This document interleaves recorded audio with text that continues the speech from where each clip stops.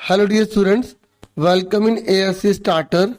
Dear students, इस video में मैं जो आपका क्लास 8 का एसएसटी का पेपर है ना, उसके लिए मैं बहुत ही ज़्यादा इम्पोर्टेंट क्वेश्चन लेकर आया हूँ। ये आपको काफ़ी हेल्प करेगा और स्पेशली जो एमसीक्यूज है ना, उसमें आपकी बहुत हेल्प होने वाली है। अगर इंग्लिश मीडियम स्टूडेंट्स देखना चाहे देख सकते हैं, हिंदी इंग्लिश दोनों में लिखा आता है तो आपकी हेल्प हो जाएगी। बाकी अगर मेरे पास टाइम हुआ तो मैं इंग्लिश के लिए भी वीडियोस जरूर लेकर आऊंगा। ठीक है, ये एमसीक्यू को ध्यान में रखकर बनाई गई है जो आपकी काफी हेल्प करेगा। और शॉर्ट क्वेश्चन के लेकर जो भी मतलब इंपॉर्टेंट क्वेश्चन है उसमें हम इस पर कंसंट्रेशन करेंगे। तो पहला क्वेश्चन है, मुगल बादशाहों में आखिरी सबसे शक्तिशाली बादशाह कौन था? तो आंसर है औरंगजेब। सन 1707 में किसकी मृत्यु हुई थी? औरंगजेब की। मतलब पूरा क्वेश्चन नहीं लिखा आएगा कि सन 1707 में किस मुगल बादशाह की मृत्यु हुई थी। औरंगजेब की मृत्यु के बाद क्या हुआ? ठीक है, तो औरंगजेब की मृत्यु के बाद बहुत सारे मुगल सूबेदार और बड़े बड़े जमींदार अपनी ताकत दिखाने लगे थे। ठीक है, मतलब अगर आपसे एक क्वेश्चन और भी देखो जो लिखा है वो तो मैं आपको बता ही रहा हूँ, कुछ एक्स्ट्रा भी बताऊंगा। जैसे आपसे पूछे कि अंतिम मुगल बादशाह जो सबसे शक्तिशाली था वो तो औरंगजेब था। अगर आपसे पूछे कि अंतिम मुगल बादशाह कौन सा था, खाली इतना पूछे, तो उसके बारे में आप मुझे कमेंट करके बताइए, तो वीडियो में आगे मैं आपको बताऊंगा। ठीक है, इंग्लैंड की महारानी कौन थी? तब की बात है जब ब्रिटिश सरकार भारत में एंटर कर गई थी ना, उस समय इंग्लैंड की महारानी कौन थी? तो एलिजाबेथ प्रथम थी। तो इस तरीके से क्वेश्चन आएगा। फिर सन 1680 में ईस्ट इंडिया कंपनी ने महारानी से क्या हासिल कर लिया था? देखो, ईस्ट इंडिया कंपनी भारत में कब आई थी? 1600 में आई थी। ठीक है, तो अगर आपसे ये पूछ रहे हैं कि उन्होंने महारानी से क्या हासिल किया जिसकी वजह से उन्हें मोनोपोली मिल गई, एक अधिकार मिल गया था पूरी इंडिया पर ट्रेड करने का, तो उसका नाम है चार्टर यानी कि इजाजतनामा। देखिए उसके बाद नेक्स्ट क्वेश्चन है, वाणिज्य किसे कहते हैं? तो अगर आपसे पूछे वाणिज्य किसे कहते हैं तो आप बताओगे एक ऐसा वैश्विक उद्यम जिसमें चीजों को सस्ती कीमत पर खरीदकर महंगी कीमत पर बेचा जाता है और इसके जरिए मुनाफा कमाया जाता है, इसे ही वाणिज्य कहते हैं। इंग्लिश में कमर्शलाइजेशन है, बुक में क्वेश्चन है। फिर नेक्स्ट है, भारत की खोज किसने की थी? मतलब भारत को यूरोप और अन्य देशों से किसने जोड़ा था? तो वह वास्को डी गामा ने। ठीक है, वास्को द गामा बोल दो या वास्को दी गामा। ठीक है, फिर वास्को द गामा ने क्या किया था? भारत तक पहुंचने के समुद्री मार्ग का पता लगाया था कि इंडिया को कैसे जाना जा सकता है, इंडिया कैसे पहुंचा जा सकता है, ये वास्को दी गामा ने बताया था।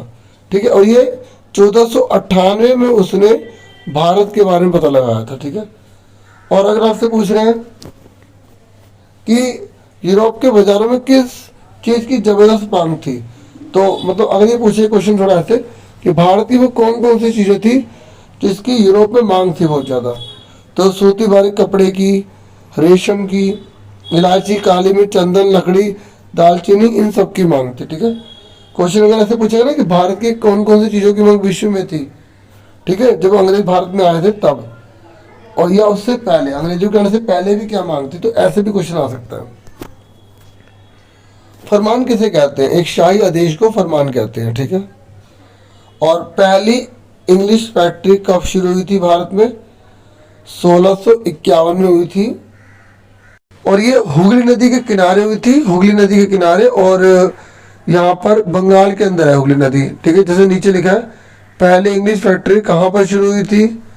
हुगली नदी के किनारे बंगाल में। फैक्टर किसे कहते हैं? देखो आप ये लिखेंगे, अगर पूछ ले ना फैक्टर किसे कहते हैं, तो आप बताओगे कि जब अंग्रेजों ने 1651 में हुगली नदी के किनारे भारत में अपनी फैक्ट्री खोली थी ना, तो कंपनी के जो व्यापारी है यहीं से अपना काम चलाते थे, तो इन व्यापारियों को उस जमाने में फैक्टर कहा जाता था। मतलब जो कंपनी के व्यापारी अपना व्यापार चलाते थे ना हुगली नदी के किनारे, मतलब इंग्लिश फैक्ट्री में, उन्हीं लोगों को फैक्टर कहते थे। ठीक है, अगर आपसे पूछेगा फैक्टर किसे कहते हैं, सिंपल बता सकते हो कि जो व्यापारी भारत में आए थे, ठीक है, और वो भारत से अपना काम चलाते थे, उन व्यापारी को फैक्टर कहा जाने लगा। ठीक है, फिर अगला है मुर्शिद कुली खान के बाद कौन आया। मतलब जब देखो भारत में अंग्रेज आए तो उसके बाद वाजिद अली शाह, ठीक है, और अली वर्दी खान, तो ये इस तरीके से सिराजुद्दौला, तो ये बहुत सारे व्यक्ति जो भारत में राज कर रहे थे। तो जब मुर्शिद कुली खान हट गया तो उसके बाद कौन आया था, अली वर्दी खान आया था। अली वर्दी खान की मृत्यु कब हुई थी, 1756 में हुई थी, और प्लासी का युद्ध हुआ था ना, आपको पता होगा। तो अली वर्दी खान के बाद बंगाल का नवाब कौन बना था, सिराजुद्दौला बना था। और कठपुतली किसे कहते हैं, जिसे हम धागों की मदद से नचाते हैं ना, ठीक है, जब हमें किसी का मजाक उड़ाना होता है तो हम उसे कठपुतली कहते हैं, ठीक है। प्लासी का युद्ध कब हुआ था, 1757 में हुआ था। कब हुआ था, उसके बाद प्लासी का युद्ध किसके बीच में लड़ा गया था, तो रॉबर्ट क्लाइव जो अंग्रेज था और सिराजुद्दौला के बीच में। और सिराजुद्दौला किसकी वजह से आ रहा था, मीर जाफर की वजह से, क्योंकि वो ब्रिटिश सरकार के खिलाफ हो गया था। और सिराजुद्दौला के बाद बंगाल का नवाब फिर किसको बना दिया गया, मीर जाफर को बना दिया गया। और सिराजुद्दौला ने कितने सिपाहियों के साथ इंग्लिश फैक्ट्री पर हमला बोला था, 30,000 सिपाहियों के साथ बोला था, ठीक है।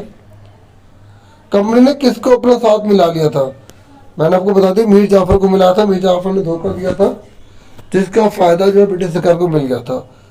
प्लासी की जंग क्यों महत्वपूर्ण मानी जाती है, क्योंकि ये भारत में कंपनी की पहली महत्वपूर्ण जंग थी, और कंपनी को जब इसमें जीत मिली तो कंपनी को बहुत सारे इलाके मिल गए राज करने के लिए, और बंगाल में धीरे धीरे कंपनी की ताकत बढ़ती चली गई, ठीक है। प्लासी की जंग के बाद सिराजुद्दौला का क्या हुआ, सिराजुद्दौला को मार दिया गया, ठीक है। देखिए जब सिराजुद्दौला मर गया था ना, तो उसके बाद मीर जाफर राज कर रहा था। तो मीर जाफर भी ज़्यादातर ब्रिटिश सरकार के साथ नहीं रहा, उसने भी ब्रिटिश सरकार से बगावत कर दी, ठीक है। मीर जाफर ने ना बच्चों किससे लड़ाई करी, अंग्रेजों से लड़ाई करी, ठीक है। और कंपनी का उसने विरोध किया, तो कंपनी ने उसे हटाकर ना मीर कासिम को नवाब बना दिया, ठीक है। देखो मीर जाफर के बाद बंगाल का नवाब कौन बना, मीर कासिम बना, क्योंकि वो मीर जाफर जो था ना वो कंपनी के विरोध कर रहा था। तो फिर उसके बाद क्या हुआ, जब मीर कासिम परेशान करने लगा तो बक्सर की लड़ाई हुई। मीर कासिम को बनाया ना ब्रिटिश सरकार ने, तो मीर कासिम भी फिर ब्रिटिश सरकार को परेशान करने लग गया। तो बक्सर की लड़ाई, अगर आपसे पूछेगा कि बक्सर की लड़ाई किसके बीच में हुई, तो आप बता दोगे कि बक्सर की जो लड़ाई है वो मीर कासिम और ब्रिटिश सरकार के बीच में हुई। तो बक्सर की लड़ाई कब शुरू हुई अगर पूछेगा तो 1764 में हुई। बक्सर की लड़ाई में कौन से नवाब थे, उसके बाद देखिए यहाँ पे एक करेक्शन कर लेना, बक्सर की लड़ाई किन किन के बीच में हुई थी, तो रॉबर्ट क्लाइव और मीर कासिम के बीच में हुई थी। देखो मीर कासिम को जब ब्रिटिश सरकार ने हटा दिया ना, तो ब्रिटिश सरकार ने पता क्या किया, उन्होंने मीर जाफर को दोबारा से जो है नवाब बना दिया। तो क्या मीर जाफर 2 बार जो है नवाब बनाया गया, हाँ, ठीक है। तो आपको ये याद रखना है कि मीर जाफर को इस पर दोबारा नवाब तो बनाया गया, लेकिन अब उसको बंदिश में रखा गया। उसे बोला गया 5 लाख रुपए, ठीक है, उसको हर महीने देने के लिए कहा, 5 लाख रुपए, ठीक है। फिर 1765 में किसकी मृत्यु हो गई, फिर मीर जाफर की मृत्यु हो गई, ठीक है। तो अब ब्रिटिश सरकार ने कहा कि हमने ना बहुत ज़्यादा इन नवाबों को बना लिया, अब हमें ना खुद ही पूरी की पूरी कमान संभालनी पड़ेगी। तो 1743 में जब रॉबर्ट क्लाइव इंग्लैंड से मद्रास आया तो वह कितने साल का था, 18 साल का था, ठीक है। और 1767 में जब रॉबर्ट क्लाइव हमेशा के लिए भारत से रवाना हुआ, तब उसकी दौलत यहाँ कितनी बढ़ गई, उसने इतना ज़्यादा पैसा लूटा भारत से, बहुत ज़्यादा, देखो 4,01,102 पाउंड के बराबर। और जब ब्रिटेन में उस पर केस चला ना भ्रष्टाचार का, तो उसने 1774 में आत्महत्या कर ली, सुसाइड कर लिया, ठीक है। क्योंकि 1772 में ना ब्रिटिश संसद ने उसके ऊपर भ्रष्टाचार के आरोप लगाए, तो उसे सफाई देनी पड़ी, ठीक है। उसके बाद इतनी संपत्ति कहाँ से, तो वो बर्दाश्त नहीं कर पाया, और 1774 में 1774 में उसकी मृत्यु हो गई। देखिए चैप्टर तो आपके 2 आ रहे हैं हिस्ट्री के, ठीक है। तो मैंने अभी एक चैप्टर के नोट्स हैं, ठीक है। आपका रिस्पॉन्स बहुत आएगा तो मुझे और मोटिवेशन मिलेगा, ठीक है। आपके लाइक ही मुझे मोटिवेट करते हैं डियर।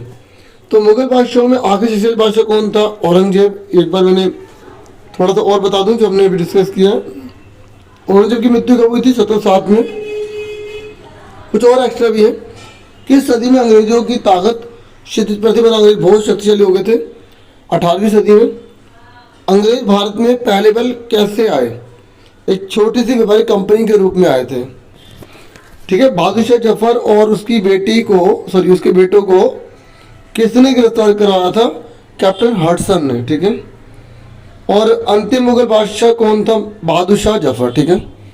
देखो, अंतिम मुगल बादशाह पूछेगा तो बहादुर शाह जफर बोलोगे, शक्तिशाली बोलेगा तो औरंगजेब बोलोगे। ईस्ट इंडिया कंपनी भारत में कब आई थी? 1600 ईस्वी में आई थी। देखिए, अगला क्वेश्चन है चार्टर क्या है? तो ये आप कमेंट बॉक्स में लिखेंगे। ठीक है। मैंने आपको ऑलरेडी शुरू में बता दिया था। पुर्तगाली ने भारत की खोज की, मतलब कौन से पुर्तगाली ने भारत की खोज की? तो वास्को डी गामा ने 1498 में की थी। ठीक है। जैसे चार्टर का मतलब एक रिटन डॉक्यूमेंट होता है जिसमें एक अधिकार मिल जाते हैं, आप वहां पर जाकर व्यापार कर सकते हैं। ठीक है। जो रानी एलिजाबेथ प्रथम ने दिया था ब्रिटिश सरकार को। ठीक है। और डच भारत में कब आए थे? देखो, भारत में कई विदेशी लोग आने लग गए थे। तो डच कब आए थे? 17वीं शताब्दी में। और फ्रांस व्यापारी कब आए थे? 17वीं शताब्दी में, जब डच आए उसके बाद आए थे भारत में। और यूरोप में भारत की किन चीज़ों की मांग थी? ये मैं ऑलरेडी आपको बता चुका हूँ। मिर्च, लौंग, इलायची, दालचीनी। ठीक है। और देखो, आप सब ना टेलीग्राम ज्वाइन कर लो, एएससी स्टार्टर के नाम से है। जो भी पीडीएफ है, जो भी चीज़ें मैं इसमें आपको प्रोवाइड कर दूंगा। वीडियो को लाइक, चैनल को सब्सक्राइब कर देना और ज्वाइन कर लेना। Thank you for watching and take care students.